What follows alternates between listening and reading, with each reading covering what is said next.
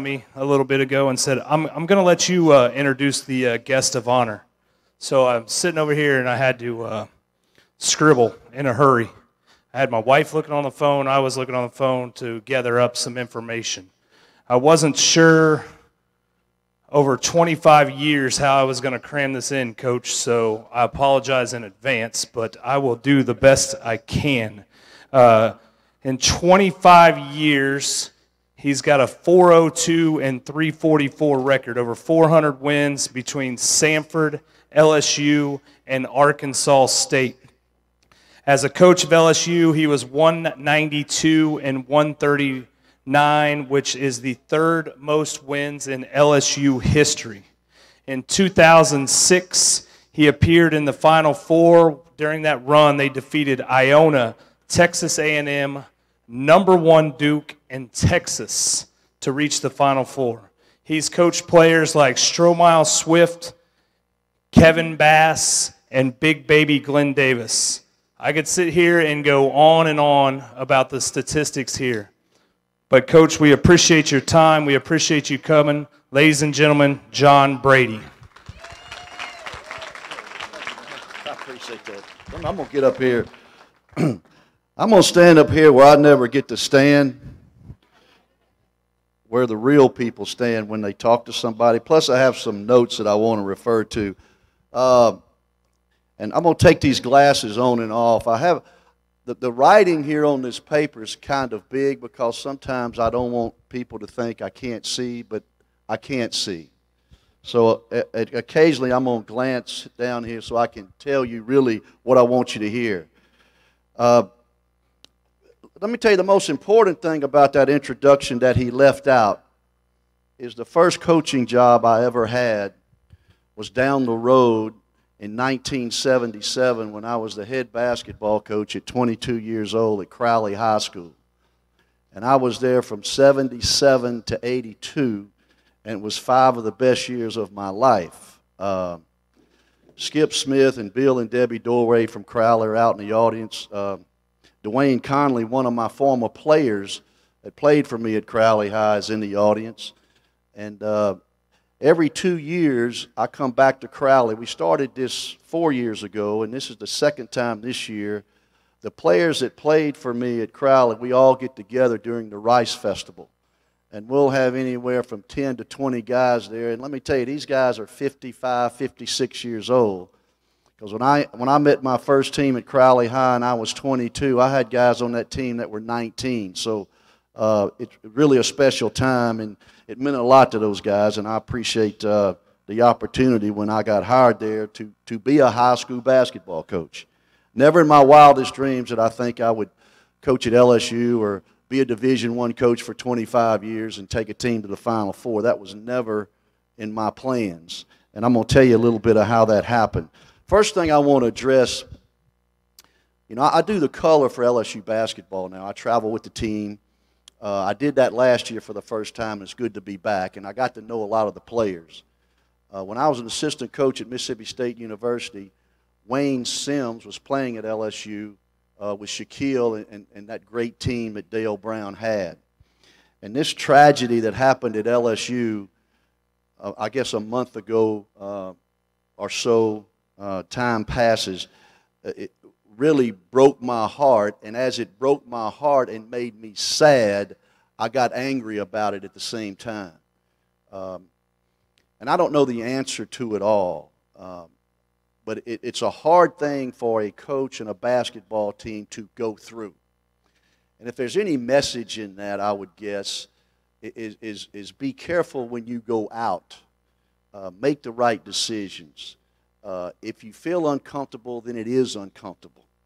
And it's a shame today. Everybody, I think, knows what's right and what is wrong.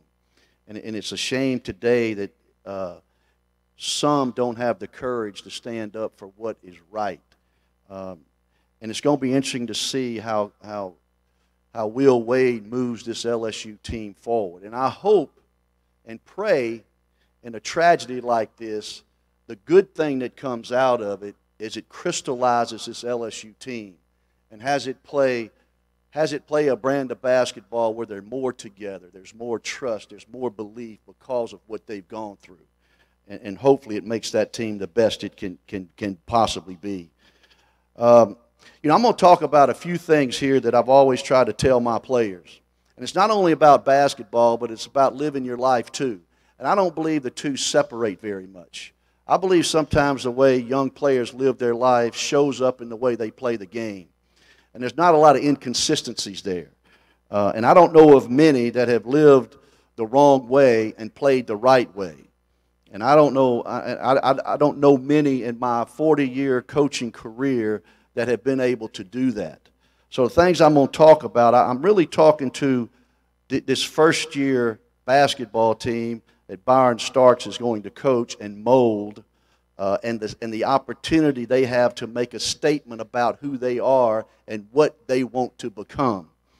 So the first thing I've always tried to tell players, regardless of what level you play, whether it's high school, junior college, Division I, mid-level, whatever it is, you should approach the game with an attitude of gratitude. I think you should live a life with an attitude of gratitude and appreciation for what's been done for you.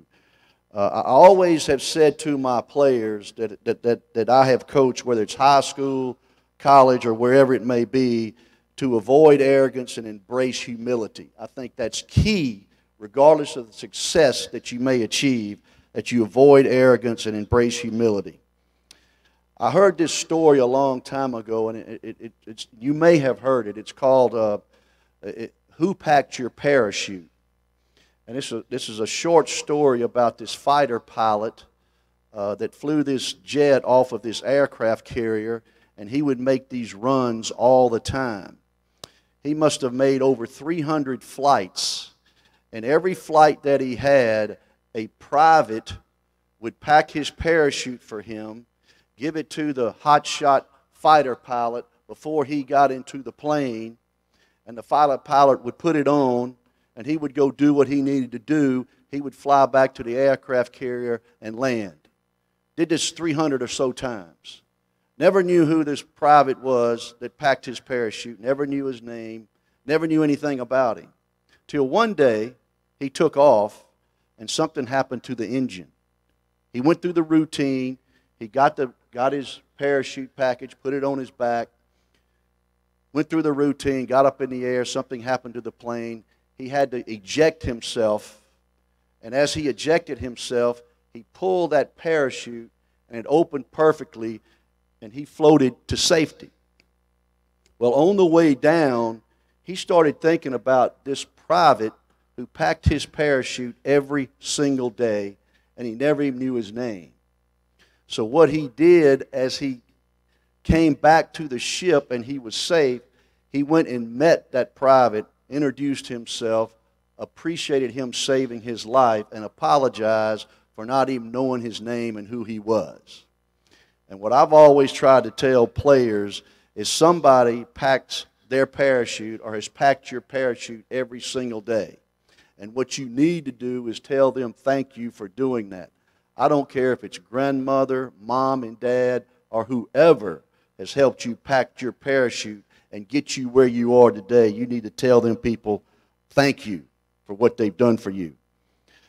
The second thing that I've always tried to do with my basketball team, and I think individual players need to do this also, and maybe even some of you who live your life every day. Everywhere I've coached, behind my desk, I have this sign that says, you get what you tolerate. And I've always tried to not tolerate little things, because if you do, they can become big things which create distractions within your team. And I think as the coach and as individual players that take the responsibility, things that don't lend themselves to winning, and you know what they are, don't tolerate those things. Because if you allow them to creep into your habits of everyday play, pretty soon you have a situation that you need to eliminate, and a small thing becomes a big thing. So you get what you tolerate, and I never tried to allow things to happen that would fester itself and to lend itself to losing. When I was at LSU and coaching, we had a team room. And in the back of the team room, I had a sign that said responsibility plus accountability equals success. And with most people who run a business, or even in coaching, or even as a parent, it's easy to tell people what they're responsible for. It's easy to do that. The key to that equation is holding them accountable for what you tell them they're responsible for doing. And if you don't do that, if the accountability piece is not involved in that equation, growth, responsibility, none of those things can take place. So I think it's important for individual players and the coach to establish what the team is responsible for doing, and then having the accountability piece on the back end to create success. It's just like raising children. If you allow them to do what they're not supposed to do and you don't hold your children accountable, your team can come like spoiled children. And how many times have you seen it? I've seen it in a grocery store where mama says, you can't have that, and they lay in the aisle and throw a fit. Well, if you have a team that has that type of approach, you're not going to beat anybody.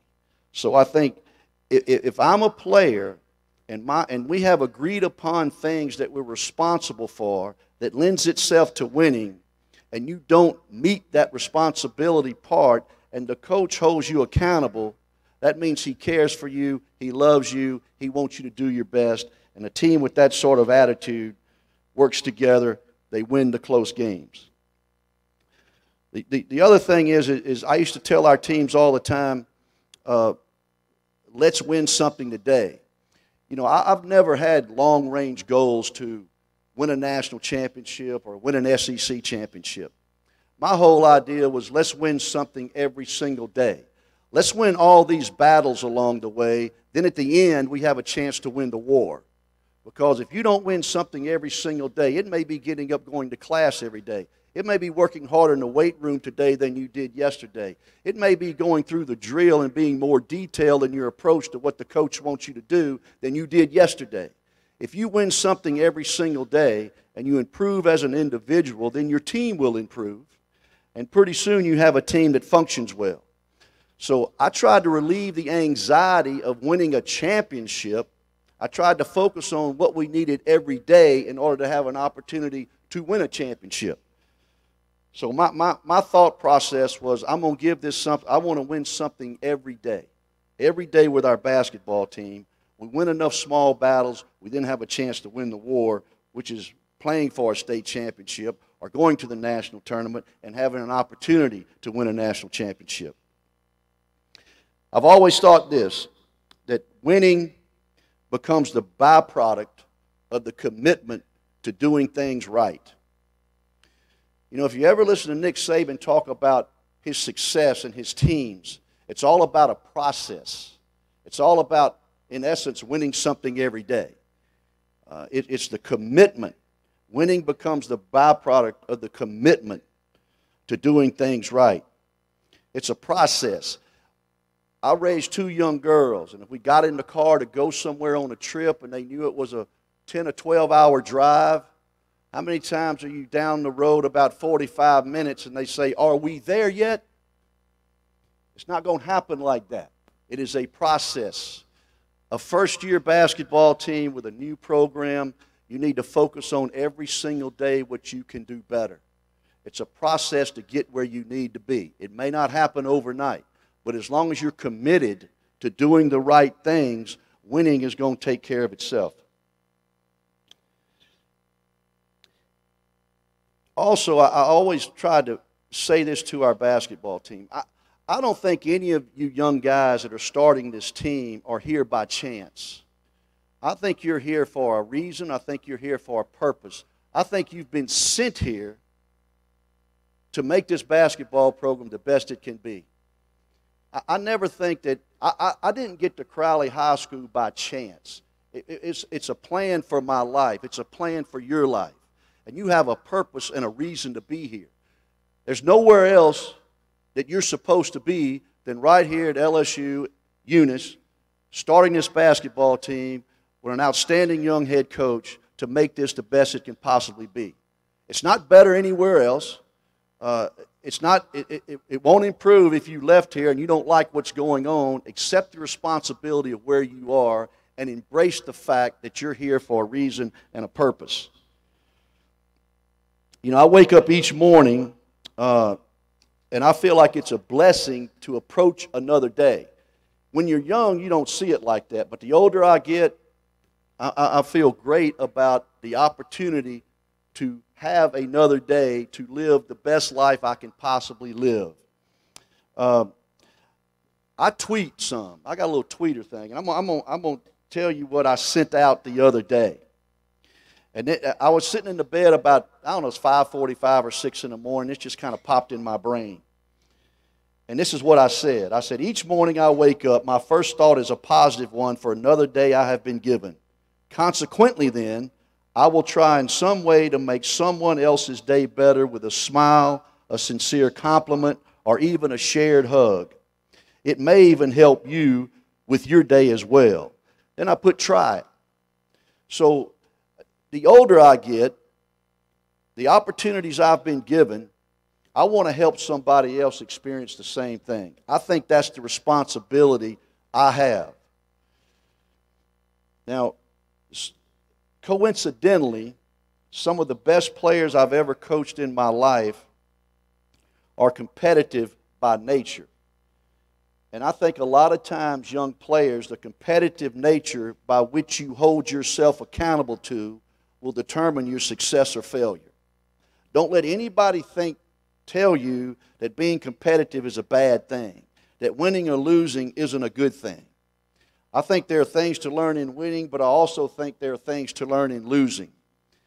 I send my daughters text messages every morning, and one of the main things I tell them is to make sure you answer the bell today, because the bell's going to ring, and you've got to answer the bell and be in position from a mental standpoint to answer that bell.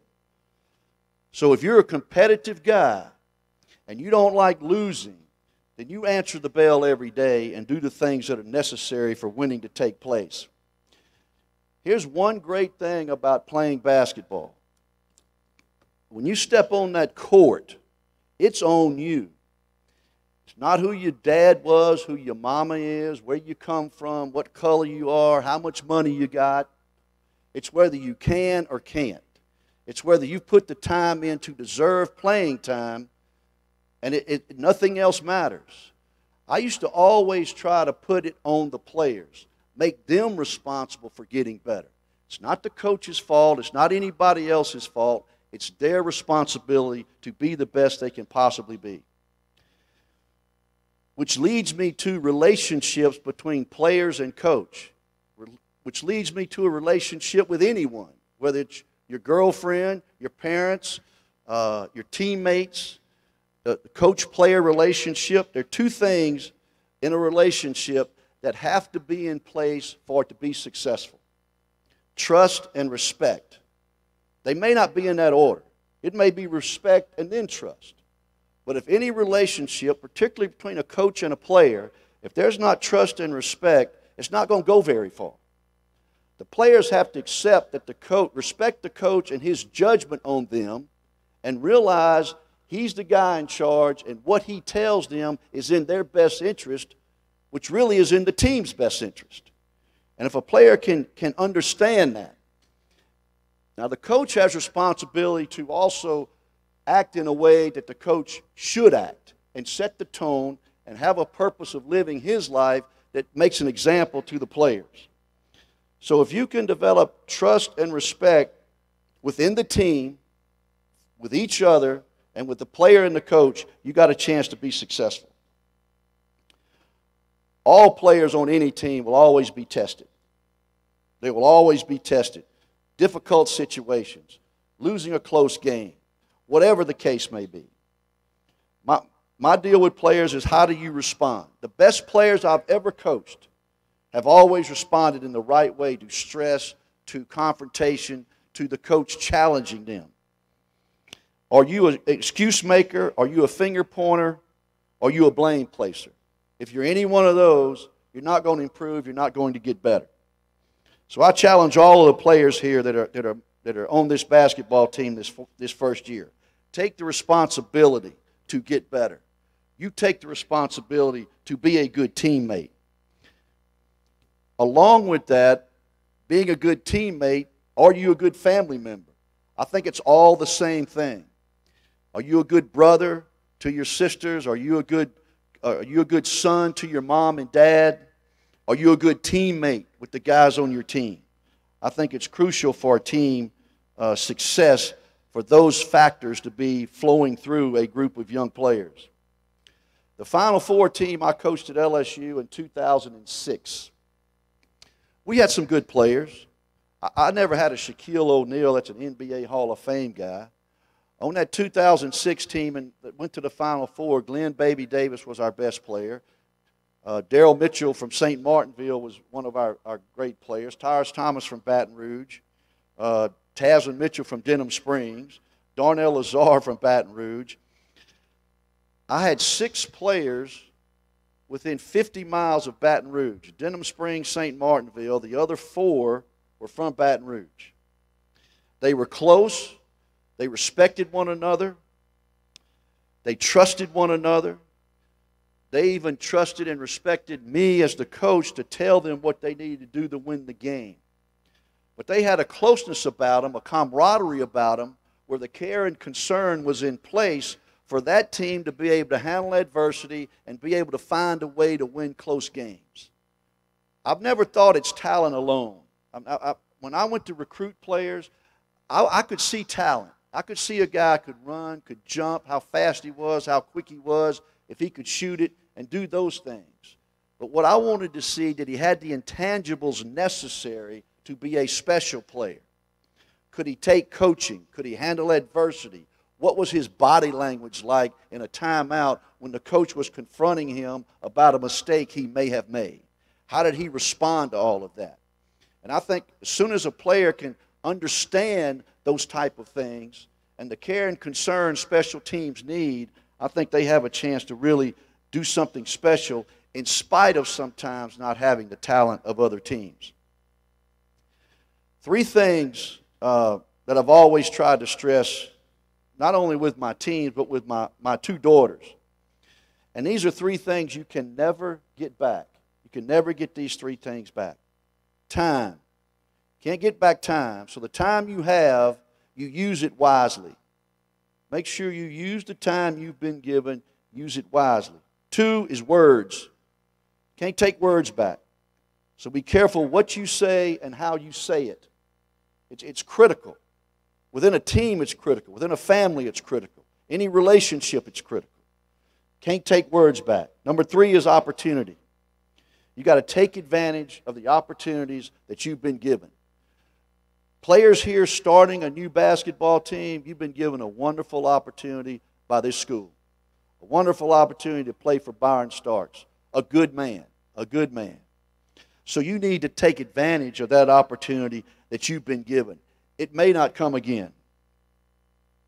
I always told players too, we all have a story about why we can't or why we didn't or why we can't make it or why I didn't make it. Everybody can create their own story. I've always liked players and be around people that look for a reason why they can, not for excuses of why they can't. And then what I've always also asked my teams at the first of the year, I've always asked them, what do you want people to say about you? What statement do you want to make? You guys coming into this community this year and this team with a new coach, starting a new program, you have an opportunity to make a statement here about who you are collectively as people. I don't know if you're going to win a lot of games. But my first teams at LSU, they weren't any good. My first year, we were terrible. My first year at Sanford, we were terrible. My first year at Crowley High, we weren't very good. But people that came to watch us play, I wanted them to leave there knowing that that team is actually playing hard. They're playing as hard as they possibly can and doing the best they can with what they have and at the spot where they are.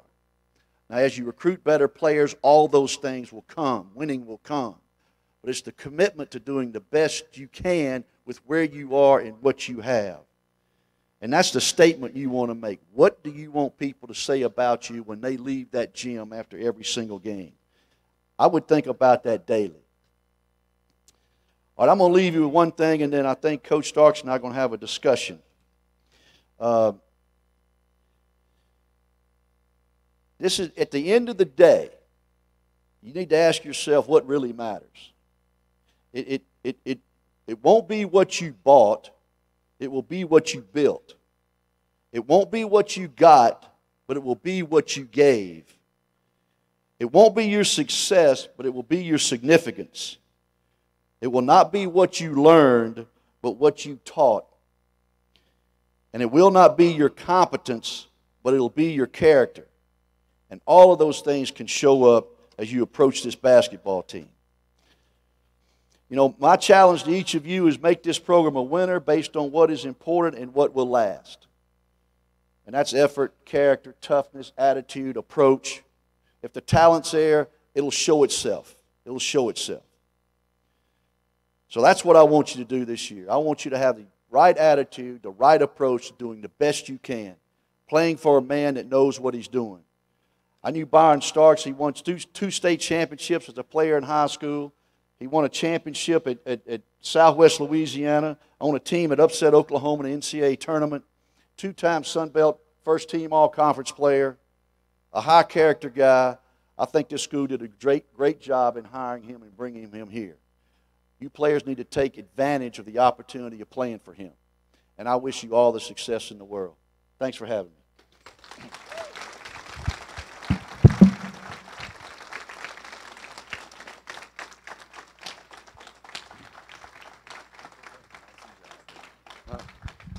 Hey, don't y'all think that was an awesome job right there? He did a great job. Great job. So, look, we're not going to take too long, but we're going to pass this microphone back and forth. And I said, Coach, I really want to ask a couple of questions, kind of put it like the fireside where we're just having a conversation, but I want everybody to hear that conversation. So one of the questions I had was, yes. Have I looked at these questions? I told you I was going to pull one or two of them out on you. He has not. He has not looked at it. I told Coach, I said, look, Coach, I'm going to send you these questions, and I want you to look over them. He said, you know what? Don't send them to me. I just want to shoot from the hip. So whatever you ask, I'm ready for it. And if it's something I'm not going to answer, I'm not going to answer it, all right? So here, the first one is, what did it take to get your team prepared for the Final Four? Well, you know, to achieve something like that at that level, you got to have good players. So I had a collection of good players. And like I alluded to there in that talk, that was a unique team because of where they were from. 4 from Baton Rouge, 1 from St. Martinville, 1 from Denham Springs. I don't care how much success LSU has from this point on. I don't think they'll ever have a team put together like that. All Louisiana guys within 50 miles of Baton Rouge. I don't think that'll ever happen. So the closeness they had, the care and concern they had for each other. But the preparation didn't start like a week before the Final Four or a month before the Final Four. The preparation of that team started in the spring before. Spring workouts, summer workouts, the commitments they made to one another, the respect and trust that I talked about they had for one another and the coach, all that worked together for the eventual progress of what that team became.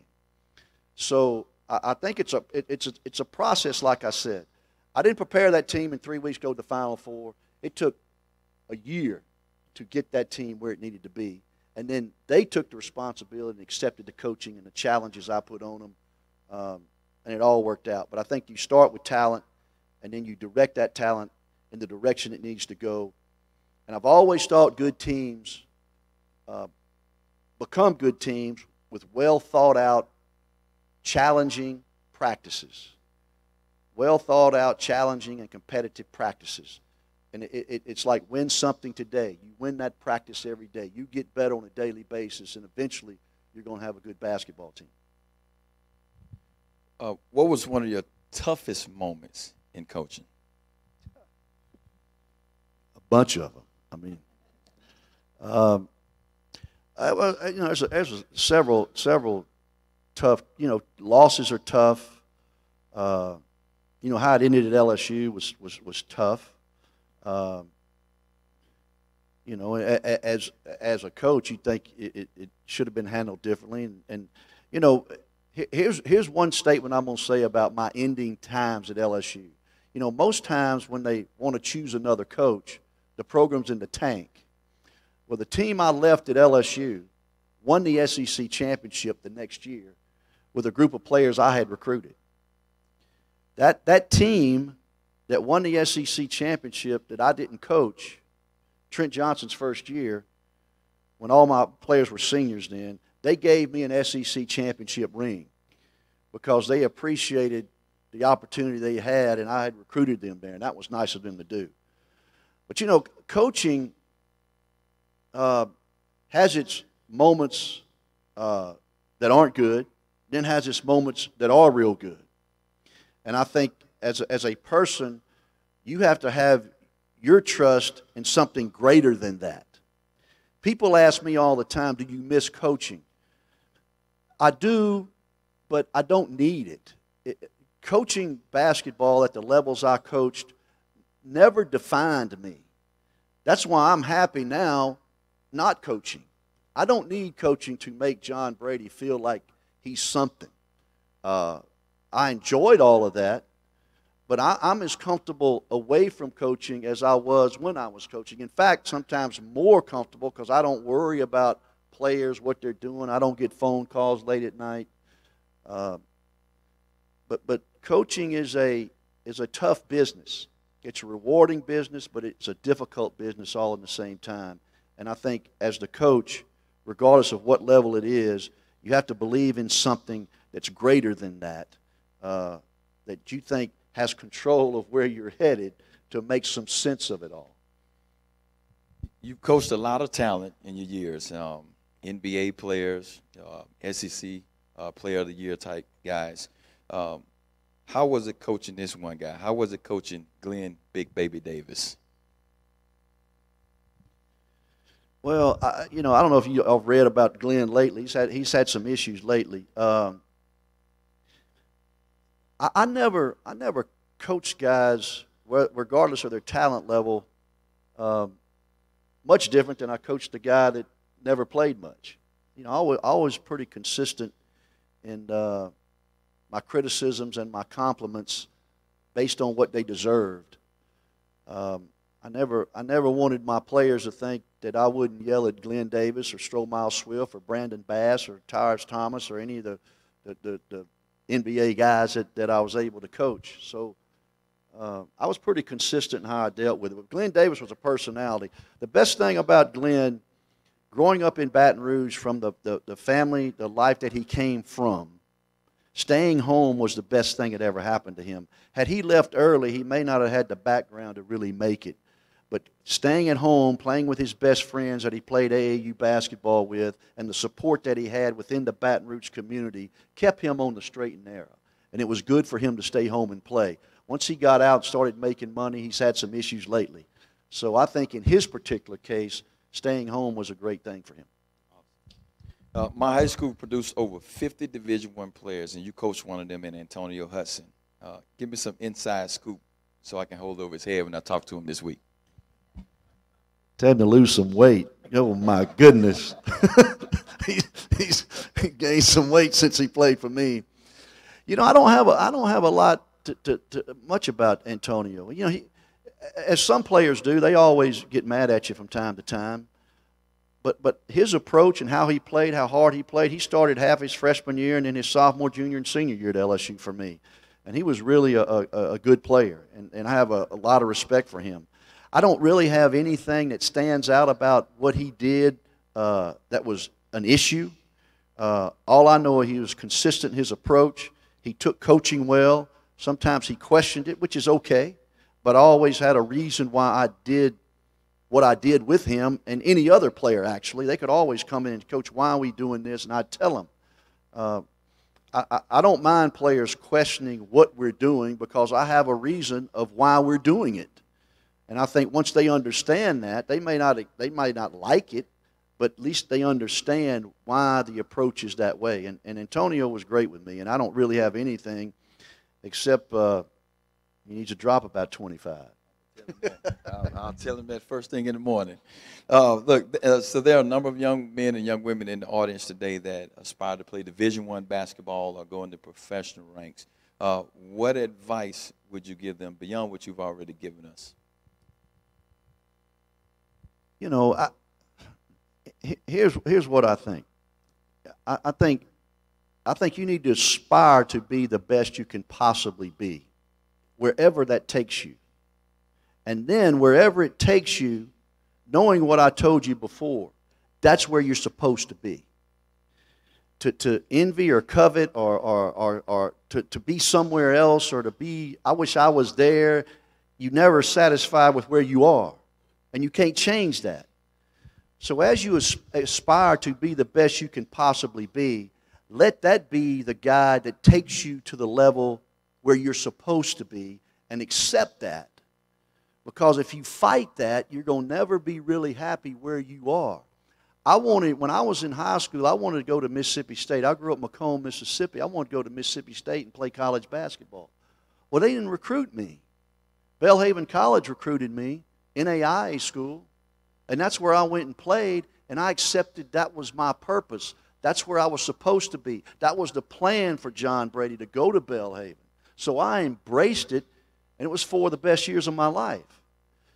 I wanted to be I told Bill Dorey when he used to take me to LSU games, I told Bill Dorey one night, I'm going to be the head basketball coach at LSU one day. He'll tell you that today. I was a high school coach at Crowley, but loved being there because it was part of the process. So it's not bad to have the aspirations, but once you give it your best and you wind up where you are, accept that, embrace it, because I think that's the only way you can truly be happy. I'll have a couple more left. This is one. I know we're a startup program, and you just spoke to the players. But this is my first college head coaching job. Is there any advice you can give to me, my coaches, and my team as we start off? Well, what I just said. But, you know, Byron, if I was going to tell you anything, a young coach, this is what I know about you. You believe in the right things. You understand right and wrong. You have character. I would follow my instincts, do what I know is right. Certainly explain to the players why you're doing what you're doing. But be fair, consistent, because I believe this. I've always believed this. I think properly applied, fair, consistent discipline creates camaraderie, creates a situation where a team can be better than it thinks it can. And I think young people thrive on consistent, well-placed, fair discipline across the board. Dwayne Conley's sitting there. I came to Crowley High School in 1977. I coached an all-black team at Crowley High in 1977. He'll tell you today, I was as fair, consistent with discipline. I would go drive to the other end of Crowley to meet all their parents and sit in their homes and tell them what I expected of their son, tell them I want him to play for me. Same thing I did in college, same thing I've done everywhere I've been. And I think communication is key, but I think well-applied, fair, consistent discipline, I think there's strength in that. And I think a team and young people respond to that, and they really, I think, want it. Coach, I'm going to move over. I'm going to grab something, but I want you to sit there. You know, we have a mutual friend, and a little bird told me when you were growing up that you won all of the Bible lessons at your church. Is that true? Well, you know, are we going to have Bible drill or something? Or we gonna say, I got it. Well, you know, I grew up in First Baptist Church, Macomb, Mississippi. My dad was a deacon. My dad was Sunday school superintendent. My dad had an airplane, and he was always chairman of the pulpit committee, so he could fly everybody around and go see the new preacher when they needed one.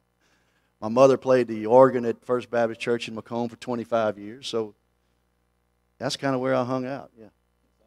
Well, you know, Coach and I talked, and I said, hey, Coach, now listen, you know we're going to be in a church setting, right? So I said, I need Preacher Brady on Sunday. Don't y'all think he did a good job? Here's my last one. And we talk about, I'm always on the quest for what it takes to become a champion. I wrote a book not too long ago. And I know with Coach, I know it's part of the Raging Cajun family, but this is a book I do want to give to him as an autographed copy. And it shows you how the circle of life goes around. I did tweet it last night. And in 1992, right, this is the Raging Cajuns versus Samford University. That was on December the 23rd. And ironically, on the front of the cover, it has my picture, right? And my wife, she was my girlfriend at that time. She kept it, and I was jogging through my memory last night. I said, man, I think I have a magazine with him on it. And on the inside, we went and we found the Coach Brady back there in 1992, head coach of Samford University. Had Kenya Franklin and David Herman and Bubba. Is this Schaaf? Bubba Schaaf. Yeah. So so it's ironic because after all those years, and when I called Coach up, I said, "Look, this is what I'm doing." Coach Butch Pierre gave me your phone number, and then I let him know that starting the program. He got excited about it, and I said, "Well, Coach, can you come down and share with my team? How much is it going to cost me?" And look, he said, "Byron, it's going to cost you $0." So let me tell y'all this. When you do things that are right, when you take care of your responsibilities, when you don't burn bridges, even though in 1992 we beat his team, and we should have. We had some players, and we barely beat you though, and it was a really good game. But all those are the times where you go through the lines and you shake the coach's hand and you shake the opponent's hands. You never know when that's going to come back in life. So I try to teach, even my high school teams that I coach. You never know who is watching you. Always make sure you're nice to your fellow man, even though we want to be competitive. So, Coach, from the bottom of my heart, I thank you for coming out. I appreciate this audience for coming as well. And y'all, let's give Coach Brady one more round of applause. Thank you, brother. Thank you, brother. Appreciate it. Awesome. That'll do it. We got some help for you.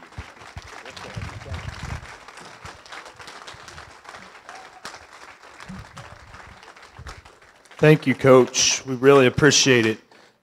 Here, we wrap it up here. I'm going to give the auction numbers. I'm just going to give you your numbers. We accept cash, credit cards, all four major credit cards, and checks. Okay, we have a cash and check line, and we have a credit card line. The credit card line, we got to enter them into our LSUE system, so it'll take a second. We appreciate your patience. So these are the numbers that I need to come to checkouts. Carrie will be handling the credit cards, and Bailey will be handling the cash and checks. The numbers are 2, 3, 4, 6, 7, 9, 10, 11, 14, 17, 18, 19, 20, 21, 22, 23, 25, and 27.